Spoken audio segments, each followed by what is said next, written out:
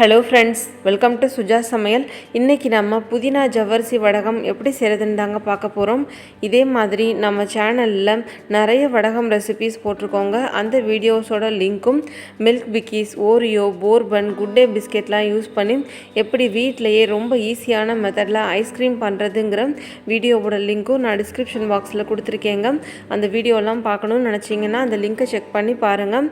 வாங்க இப்போது இந்த வடகம் எப்படி செய்கிறதுன்னு பார்க்கலாம். இதுக்காக நான் இன்றைக்கி 1 கப் அளவுக்கு மாவு ஜவ்வரிசி எடுத்திருக்கேங்க. 1 கப்புங்கிறது 250 கிராம் அளவுங்க. எப்போவுமே வடகம் செய்கிறதுக்கு மாவு ஜவ்வரிசியாக பார்த்து வாங்கிக்கோங்க. முதல்ல இந்த மாவு ஜவ்வரிசியை ஒரு பாத்திரத்தில் சேர்த்துட்டு ஒரு 2 வாட்டி நல்லா தண்ணி ஊற்றி கழுவிக்கிறேங்க. ரொம்ப நேரம் கழுவ தேவையில்லைங்க, சும்மா லைட்டாக கழுவிக்கிட்டாலே போதும்.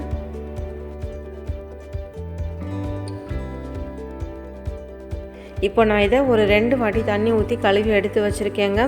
அடுத்ததாக நம்ம எந்த கப்பில் ஜவ்வரிசி மெஷர் பண்ணோமோ அதே கப்லேயே ஒரு 2 கப் அளவுக்கு தண்ணி சேர்த்து நைட்டு ஃபுல்லாக ஊற வச்சுக்கலாங்க.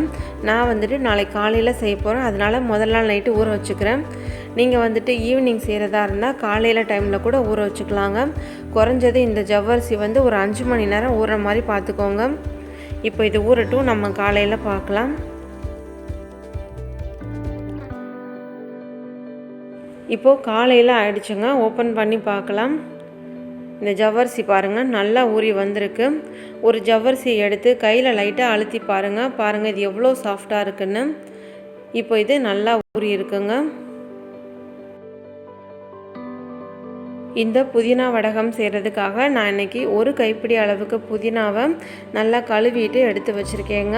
இது கூடவே நான் கொஞ்சமாக கருவேப்பிலையை எடுத்து வச்சுருக்கேன். கருவேப்பிலை நீங்கள் விருப்பப்பட்டால் மட்டும் சேர்த்துக்கோங்க. இதே மாதிரியே நம்ம ஃபுல்லாக கருவேப்பிலை மட்டும் சேர்த்து கூட வடகம் செய்யலாங்க. இல்லைனா கொஞ்சம் கருவேப்பிலை, கொஞ்சம் கொத்தமல்லி, கொஞ்சம் புதினாவும் சேர்த்து அந்த மாதிரியும் செய்யலாங்க. உங்களுக்கு எப்படி இஷ்டமோ நீங்கள் செய்யுங்க. இது கூடவே நான் காரத்துக்காக ஒரு 4 பச்சை மிளகாய் எடுத்து வச்சுருக்கேங்க. இப்போ இது எல்லாத்தையும் மிக்சர் ஜாரில் சேர்த்து நம்ம கொஞ்சமாக தண்ணி ஊற்றி அரைச்சி எடுத்துக்கலாம்.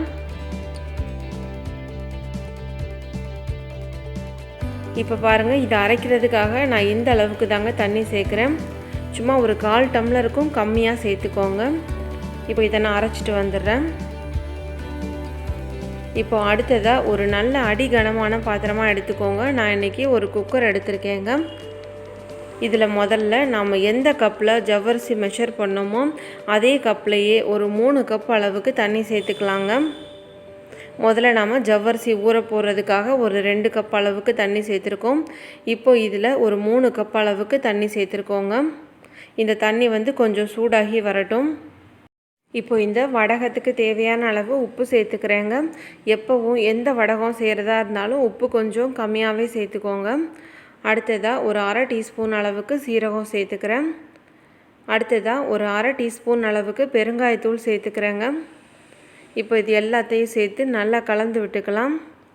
தண்ணி நல்லா கொதிச்சு வரணும்லாம் தேவையில்லைங்க, ஓரளவு நல்லா சூடாகி வந்தாலே போதும்.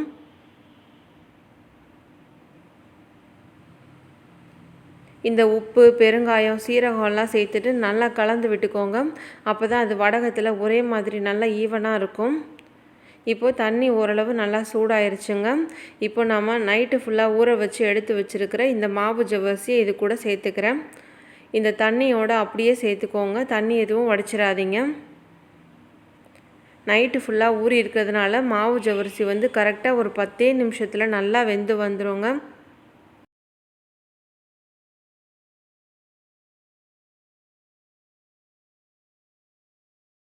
இப்போ பாருங்கள், நல்லா கொதிக்க ஆரம்பிச்சிருச்சு. கொதிக்க ஆரம்பித்த உடனே ஸ்டவ்வை நல்லா லோ ஃப்ளேமில் வச்சுக்கோங்க, இல்லைனா கீழெல்லாம் பிடிக்க ஆரம்பிச்சிருங்க. அதே மாதிரி இதை நல்லா கைவிடாமல் கலந்து விட்டுட்டே இருங்க. உங்களுக்கு இந்த தண்ணி கொதிக்க ஆரம்பித்ததுலேருந்து 10 நிமிஷத்தில் ஜவ்வரிசி நல்லா வெந்து வந்துடுங்க. இப்போ பாருங்கள், பார்க்க கொஞ்சம் அங்கங்கே ஒயிட்டாக இருக்குல்ல, ஃபுல்லாக நல்லா வெந்துருச்சுன்னா உங்களுக்கு நல்லா கண்ணாடி மாதிரி ஆகிடுங்க.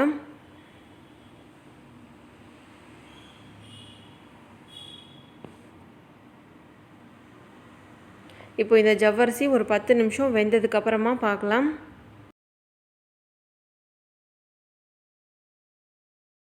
இப்போ ஒரு 10 நிமிஷம் ஆயிடுச்சுங்க. பாருங்கள், ஜவ்வரிசி நல்லா வெந்து வந்துருச்சு.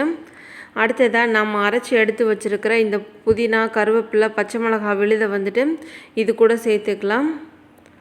அடுத்ததாக நம்ம ஜவ்வரிசி மெஷர் பண்ண அதே கப்லையே ஒரு அரை கப் அளவுக்கு தண்ணி எடுத்து இந்த மிக்சியோட மூடியையும் மிக்சியையும் கொஞ்சம் நல்லா அலசிட்டு இது கூடவே சேர்த்துக்கலாம்.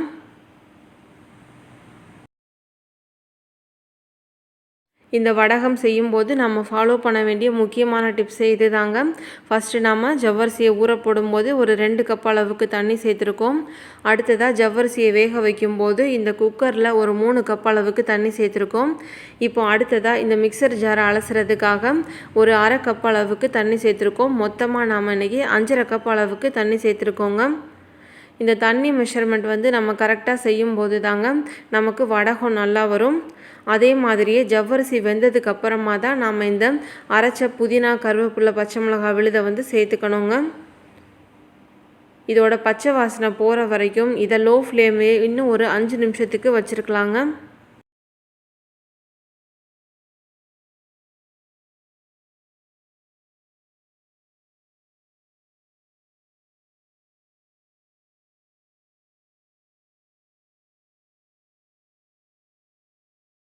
பச்சை வாசனையெல்லாம் போகிற மாதிரி ஒரு 5 நிமிஷம் நல்லா கொதிச்சதுக்கப்புறமா இப்போ நான் ஸ்டவ் ஆஃப் பண்ணிட்டேங்க. ஸ்டவ் ஆஃப் பண்ணி ஒரு 10 நிமிஷம் ஆச்சு. பாருங்கள், இதோட கன்சிஸ்டன்சி வந்து இந்த அளவுக்கு இருக்கணுங்க. அப்போ தான் நமக்கு எடுத்து ஊற்றுறதுக்கு கரெக்டாக இருக்கும். உங்களுக்கு ஆறுனதுக்கப்புறமா ரொம்ப திக்காக இருந்ததுன்னா நீங்கள் ஒரு 4-5 ஸ்பூன் அளவுக்கு தண்ணியை வந்துட்டு நல்லா சூடு பண்ணிவிட்டு அதுக்கப்புறமா இதில் சேர்த்துக்கோங்க. தண்ணியை கண்டிப்பாக சூடு பண்ணிவிட்டு தாங்க சேர்த்துக்கணும். எக்ஸ்ட்ரா தண்ணி சேர்த்திங்கன்னா இதை நான் எடுத்து ஊற்றுறதுக்கு ஈஸியாக ஒரு சின்ன பாத்திரத்தில் எடுத்திருக்கேன். அதே மாதிரி எடுத்து ஊற்றுறதுக்கு ஒரு சின்ன கரண்டி இந்த மாதிரி எடுத்துக்கோங்க. இதே மாதிரி நம்ம ஒரே மாதிரி ஊற்றுறதுக்கு இது நமக்கு வசதியாக இருக்குங்க. இந்த மாதிரி நம்ம இப்போ ஊற்றிக்கலாம். இது ரெடி பண்ணதுக்கப்புறமா இதை நம்ம ஒரு அரை மணி நேரத்துக்கு மேலெலாம் ரொம்ப நேரம் ஆற வச்சிட்டோன்னா இது ரொம்ப திக்காயிடுங்க. அதனால் ஒரு 15 நிமிஷம் ஆற வச்சுட்டு இதை நம்ம ஊற்ற ஆரம்பிச்சிடலாம். நான் இன்றைக்கி வடாம் காய போடுற ஷீட்டில் போட்டதுனால ஒரு 15 நிமிஷம் ஆற வச்சுருக்கேங்க. நீங்கள் துணியில் போடுறதா இருந்தால் நல்லா உடனே சூடாகவே கூட ஊற்றிக்கலாங்க. இப்போ பாருங்கள், இது எல்லாத்தையும் நான் ஊற்றி வச்சிட்டேங்க. இதை நாம் ஒரு சைடு நல்லா காஞ்சதுக்கப்புறமா இன்னொரு சைடு நல்லா திருப்பி விட்டு மொத்தமாக ஒரு 4 நாளைக்காவது நல்லா வெயிலில் காய வச்சு எடுத்துக்கணுங்க. இதை ஒரு 4 நாள் நல்லா வெயிலில் காய வச்சதுக்கப்புறமா இது எப்படி இருக்குன்னு நான் காமிக்கிறேன். இப்போ பாருங்கள், இது ஒரு 4 நாளைக்கு நல்லா நான் வெயிலில் காய வச்சு எடுத்து வச்சுருக்கேங்க. நல்லா காஞ்சி வந்துருச்சு. இதே மாதிரியே நம்ம சேனலில் தக்காளி ஜவ்வரிசி வடகம் எப்படி செய்கிறதுங்கிற வீடியோவோட லிங்க்கும் கீழே டிஸ்கிரிப்ஷன் பாக்ஸில் இருக்குங்க. அந்த வீடியோ பார்க்கணுன்னு நினச்சிங்கன்னா அந்த லிங்க்கை செக் பண்ணி பாருங்கள். இப்போ இதை நம்ம எண்ணெயில் ஃப்ரை பண்ணி பார்க்கலாம். வடகம் ஃப்ரை பண்ணும்போது எண்ணெயை வந்துட்டு ரொம்ப புகை வர அளவுக்கு சூடு பண்ணிடக்கூடாதுங்க. ஓரளவு சூடானதுக்கப்புறமா மீடியம் ஃப்ளேமில் வச்சு ஃப்ரை பண்ணி எடுத்துக்கோங்க. 2 சைடும் நல்லா திருப்பி விட்டு ஃப்ரை பண்ணிக்கோங்க. ஜவ்வரிசி வந்துட்டு நல்லா ஊறி இருக்கிறதுனால உங்களுக்கு வந்து வடகம் நல்ல கிறிஸ்பியாக வருங்க. இதே மாதிரியே நீங்களும் செஞ்சு பார்த்துட்டு உங்களுடைய கமெண்ட் சொல்லுங்கள். இந்த வீடியோ உங்களுக்கு பிடிச்சிருந்தா மறக்காமல் சுஜா சமையல் சேனலை சப்ஸ்கிரைப் பண்ணி பக்கத்தில் உள்ள பெல் ஐக்கானையும் ப்ரெஸ் பண்ணிக்கோங்க. தேங்க்யூ.